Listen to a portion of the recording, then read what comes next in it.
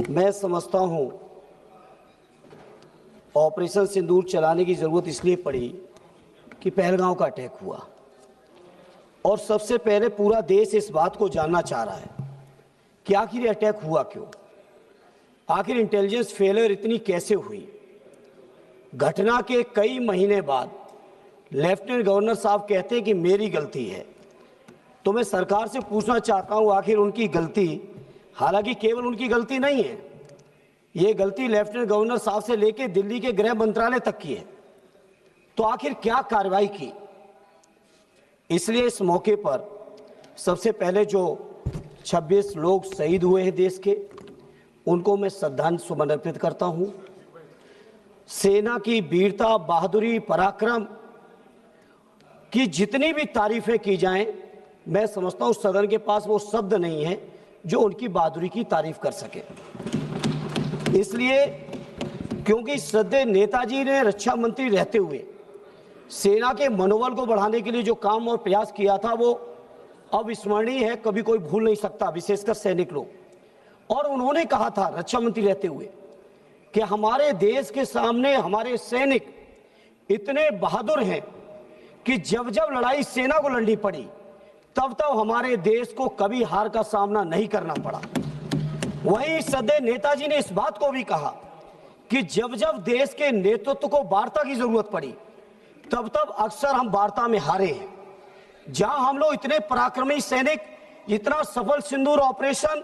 कि किसी को हवा भी नहीं लगी और सारे आतंकी ठिकानों पर पूरी तरह से नेस्ते नाबूद भी किए, वहीं सभापति जी जहां पूरे 140 करोड़ देशवासी,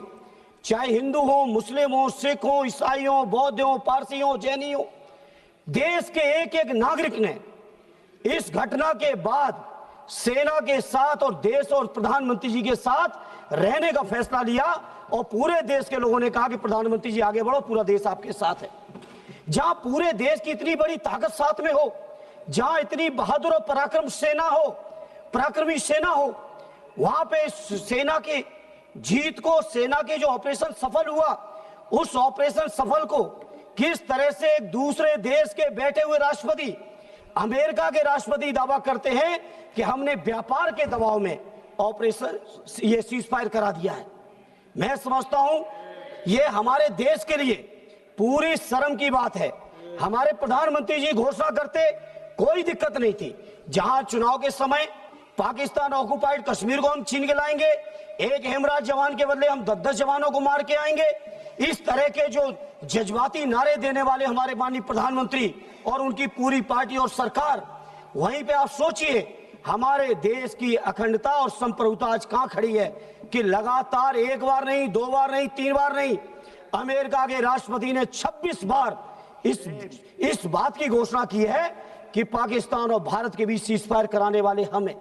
यह हमारे 140 करोड़ देशवासियों के लिए शर्म का विषय है और सरकार मौन है पूरी तरह से। वैसे तो लंबे भाषण मारे,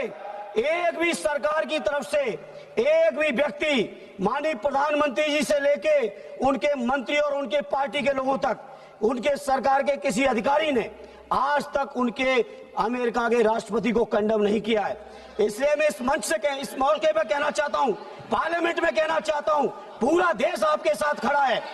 पूरा देश आपके साथ खड़ा है। आप क्यों नहीं कंडम करते हो। और दूसरा माननीय सभापति जी, आज मैं सत्ता पक्ष के लोगों का भाषण सुन रहा था,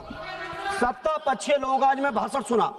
इस तरह की बातें कर रहे हैं जैसे विपक्ष के लोगों ने समर्थन न दिया हो। पहलगांव की घटना के पहले दिन से पूरा का पूरा विपक्ष, हमारे नेता आदरणीय अखिलेश यादव जी, कांग्रेस पार्टी के लीडर अपोजिशन राहुल जी से लेके पूरा विपक्ष, और विपक्ष ही नहीं पूरे देश का जनमानस जब साथ खड़ा हो तो आज ऐसे भाषण दे रहे हो कि जैसे केवल सत्ता पक्ष के लोगों ने युद्ध जीत लिया हो। यह युद्ध भारत की देश की सेना ने जीता है, यह युद्ध हमारे 140 करोड़ लोगों की जो ताकत है उस ताकत ने जीता है। इसलिए सभापति जी, सदन में खड़े होकर कहना चाहता हूं, किसी को यह अधिकार नहीं है, हमारे देश का जो नागरिक नहीं है, हमारे देश के जो लोग नहीं है, चाहे वो अमेरिका हो या दुनिया का कोई भी देश हो, किसी को यह अधिकार नहीं है वो ये बात कहे कि भारत का समझौता हमने कराया है। नेहरू जी को आप लोग दिन भर खड़े हो